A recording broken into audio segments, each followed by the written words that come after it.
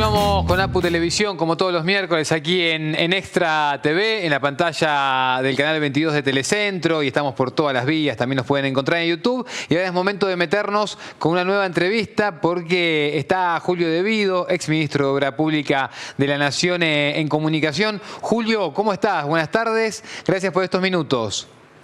¿Cómo te va, Nico? ¿Cómo estás? Un saludo para vos y para José. Bien, gracias por el tiempo. Julio, sabes que recién yo hacía un comentario en su editorial y tenía ganas de tener tu mirada, que lo que venía planteando a partir de los datos económicos, de cierta imagen positiva que tiene por momentos el presidente de la Nación, Javier Milei, sobre cómo está la economía, un dólar bajo, ¿no? La inflación tendiendo a mantenerse estable en estos 3, 4%.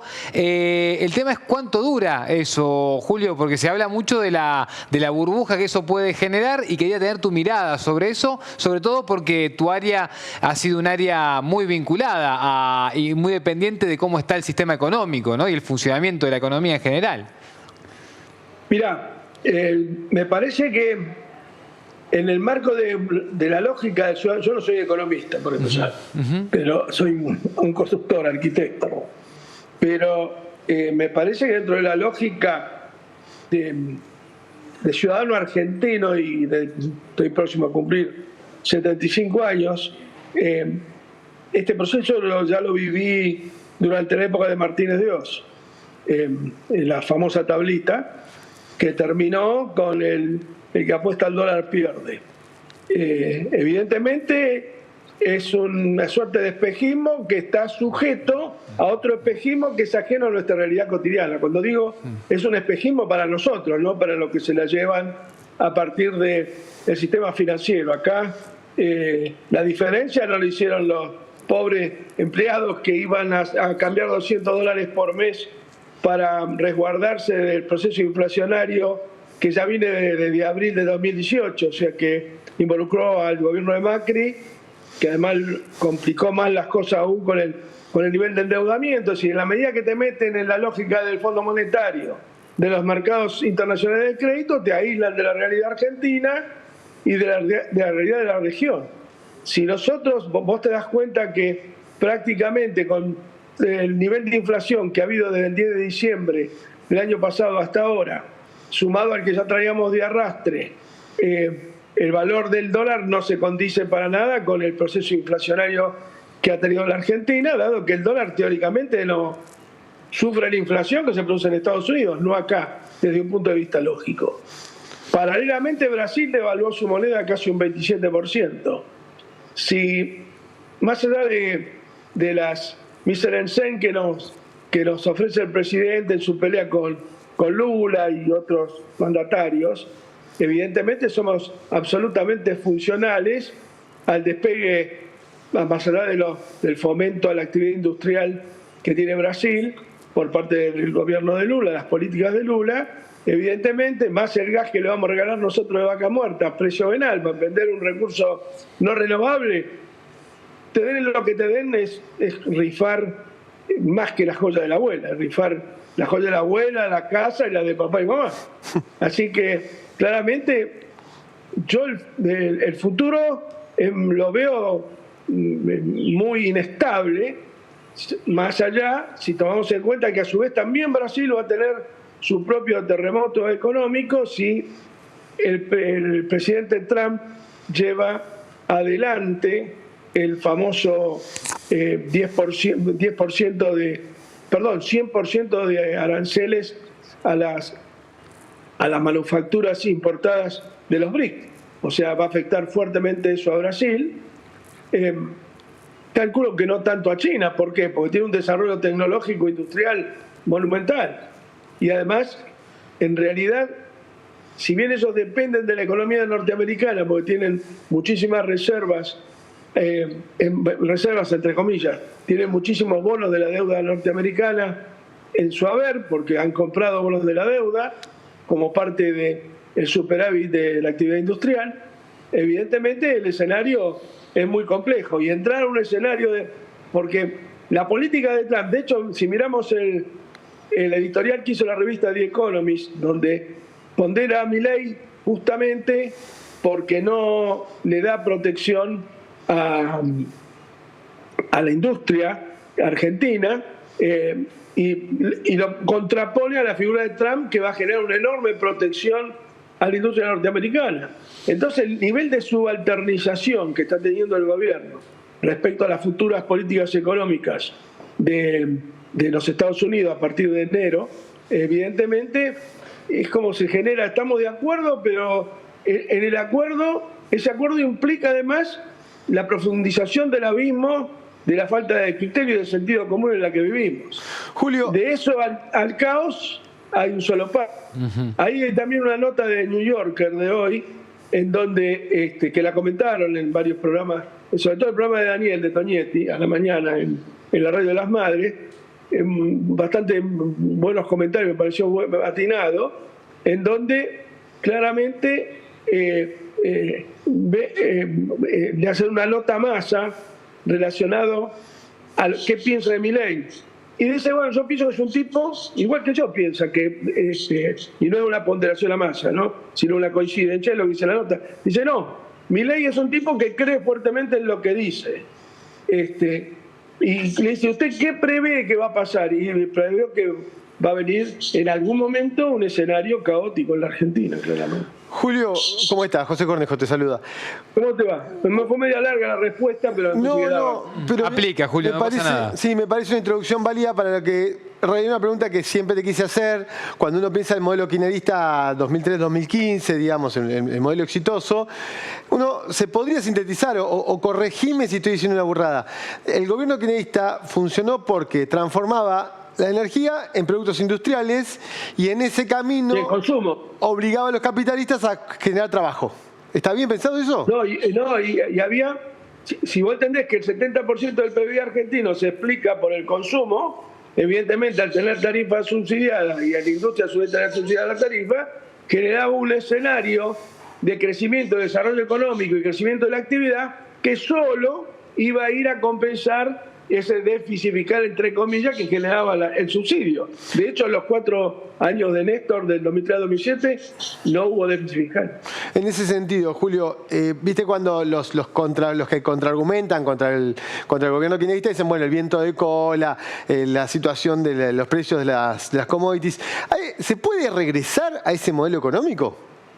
Mirá, el viento de cola en realidad, yo no voy a entrar en la polémica, existió. Había buenos precios de los commodities. Lamentablemente, en algún momento, en marzo del 2008, se cometió el error garrafal de avanzar con la 125 sin haber consensuado algunas cuestiones previas, sobre todo con la burguesía rural. Eso claramente es así. Néstor, él era un fanático del sentido común popular y del sentido común, digamos, en materia económica. Él estaba convencido que no podía haber déficit fiscal, estaba convencido que no podía haber déficit de balanza comercial y estaba convencido de que mantener un tipo de cambio, o sea, los famosos cepo, un tipo de cambio doble, te lleva al caos y en definitiva vos armás un escenario en función de una variable que no controlás. Y para Néstor Kirchner eso era antipoder. Y lo que era antipoder, o lo que limara el poder que él iba acumulando en función de la voluntad política de resolver las grandes demandas de las clases populares, que no eran solamente las demandas de minorías, como puede ser el matrimonio igualitario, claro, o la digamos el ingreso a la identidad de género. Bueno, estas cuestiones él las defendía, por supuesto, y fíjate vos, yo participé en una charla cuando se discutía el tema del matrimonio igualitario, donde los preguntó a varios en una mesa, no importa cuándo ni cómo, estábamos también terminado una cena, y dice, ¿ustedes qué piensan? Bueno, cada uno dio su opinión, que de alguna manera promovía la medida, pero con ciertas restricciones. Y él dijo, no, lo que pasa es que ustedes creen que ese es un derecho de una minoría, y en realidad ese es un derecho silente de toda la sociedad, porque todos de una u otra manera convivimos con situaciones que hasta ese momento estaban en el closet. Bueno, él tomó la decisión de apoyar esos derechos porque entendía que había un respaldo social a que avanzáramos en ese sentido. Bueno, Néstor jamás hubiera tenido cepo, jamás hubiera avanzado en déficit fiscal, ni hubiera escondido o manejado de alguna manera las variables que él no pudiera controlar. ¿Qué te quiero decir con esto? Los dólares se imprimen en Estados Unidos. Ahora, interiormente y en pesos, él podía subsidiar la energía. Es mentira eso, que la desactualización tarifaria trae desinversión. Desinversión, más vale. Además, nosotros, nuestra fuente ideológica básica son la Constitución del 49, esencialmente, lo que está escrito, voy a decir, y todo lo que escribió Perón después, desde la fuerza del derecho de la bestia en el 57, Julio, hasta el modelo nacional para el desarrollo, nunca me acuerdo el título completo, pero lo que escribió en el 72, 73, el modelo nacional para el desarrollo económico. Modelo económico para el desarrollo nacional. Julio, tengo una pregunta. En esto de tratar de pensar el futuro y cómo se sale de esta aparente burbuja a la cual nos está llevando el gobierno nacional, por lo menos respecto a esto que vos llamás antipoder, que es una dependencia a un dólar que en cualquier momento se escapa. ¿Ves economistas o algunos actores más o menos jóvenes que tengan en su cabeza un modelo económico que se parezca al que vos viste con Néstor Kirchner? La verdad que no. Veo que no. Si hubiera alguna propuesta seria, obviamente la sociedad la tomaría como propia. Por otro lado, tenemos un partido totalmente anarquizado, desarticulado, no hay debate interno dentro del movimiento nacional y popular. Bueno, después de todo el evento de la famosa interna frustrada, por llamarlo de alguna manera, entre Quintela y Cristina, creo que fue un gran error frustrarla por 20.000 avales. Creo que se había presentado 60.000, que llamabas al Congreso, habilitabas, y esa posibilidad de tener que perdiera, tuviera una minoría en el Consejo Superior, seguramente iba a ganar Cristina. Se resolvió mal, decís. Se resolvió mal la interna. Se resolvió mal, creo que lo definimos mejor. Se resolvió mal. Trajo una rémora, pero la realidad, que es la única verdad, es que hoy Cristina es la presidenta del PJ. No sé la formalidad del día que asume y todo lo demás, no lo sé. Qué día pone en marcha el partido tampoco. Pero creo que todos tenemos que estar adentro y discutiendo adentro hacia dónde queremos ir. O sea, y tomar como base nuestros fundamentos ideológicos. La Constitución del 49, el artículo 40, habla de la nacionalización del comercio exterior y de toda la fuente de energía. Si nosotros vamos por otro lado, no vamos a ningún lado. Vamos a chocar de nuevo. Julio, a pesar de que se resolvió mal, decís que hay que dar la discusión adentro. Sí, hay que dar la discusión adentro.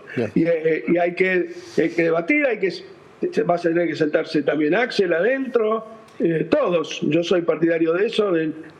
Lo que pasó, creo que ya los procesos de autocrítica que se debieron dar del gobierno de Alberto, del vamos a volver mejores, de los presos, digamos, indebidos, no sé cómo, arbitrarios, y de todas estas cuestiones creo que hay que hacer punto y aparte, y a partir de ahora, con esto es lo que digo, que no hay que pedir por los presos políticos, que siempre los hay. Claro. Bueno, entonces, más allá de eso, creo que de eso no podemos tener más disputa ni discusión. Y de última, si hay visiones distintas, debatirla de ahora en más. Pero me parece que hay que abrir, hay que oxigenar, hay que buscar consensos dentro del movimiento nacional y popular que fortalezcan al partido y al movimiento nacional para que tenga la suficiente fuerza como para poder convocar. Yo ya no digo una multisectorial que se va a dar seguramente paralelamente a un Frente Nacional de Liberación o el nombre que le quieran poner, pero algo parecido a eso, algo parecido a lo que hizo Perón en el 72 a su regreso, cuando estaba la dictadura de Lanusse, de convocar a la confitería Nino a la conformación del Frente Cívico de Liberación Nacional, que después fue el origen del Frejuli, del 73. No quiero decir que aquellas consignas tengan que ser esta consigna. No quiero decir que la Constitución del 49 no debe ser, no digo revisada, porque lo ideológico, lo filosófico no se revisa. pero sí actualizado a los tiempos que vivimos, ¿no? Julio, te pregunto si hay algo de estos tiempos, de este contexto, de la actual gestión que te preocupe cuando haces el recorrido histórico y decís, che, tal cosa me huele a tal momento de nuestra historia. ¿Hay algo de todo este contexto que te preocupe un poco? No sé si la violencia, discursiva. Yo particularmente creo que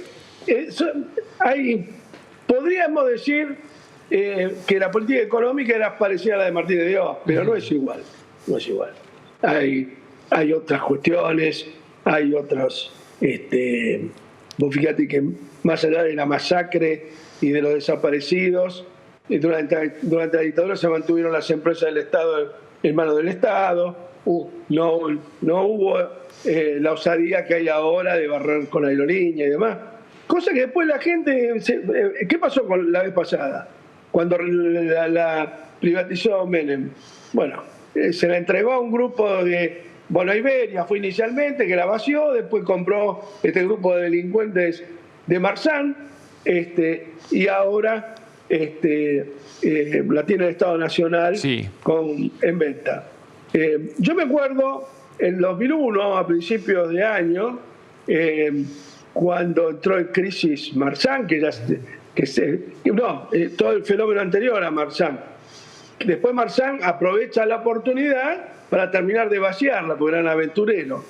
Y esos fueron los que aparentemente salvaron la empresa en aquel momento. Pero recuerdo que hubo un mes, yo vivía en Gallego en ese momento, sin vuelos a Gallego, más de un mes y medio hubo, que no hubo, prácticamente Gallego estuvo aislada. No te olvides que un tipo para ir de Gallego en colectivo tarda casi 3 días. Tal cual. Y al ritmo que vamos con las rutas, como se van deteriorando, para aquel que anda un poco, yo vivo a 100 kilómetros de Buenos Aires y me tengo que mover para ir y venir.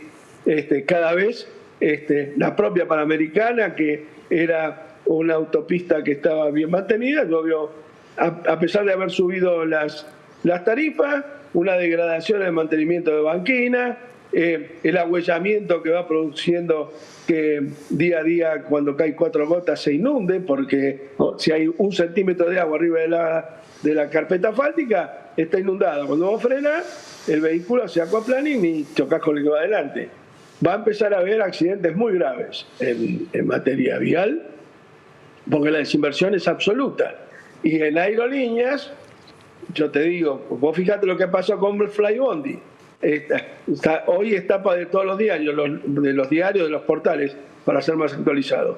En todos lados ponen permanentemente, desactivaron vuelos, cancelaron vuelos, cancelaron operaciones, y hay ya quejas de los vecinos, los conductores de trenes, más allá que tienen un conflicto gremial porque no aceptan lo que le ofreció en la paritaria, la fraternidad, el gobierno. Hoy creo que recién levantaron la medida, pero estuvieron casi 36 horas andando a media máquina, 30 kilómetros por hora, porque decían de que, más allá del reclamo salarial que estaba oculto, una especie de paro a la japonesa, los tipos planteaban que el material rodante está hecho pedazos, que las vías están mal mantenidas y que no hay repuestos y que la parte de la señaléctica está complicada.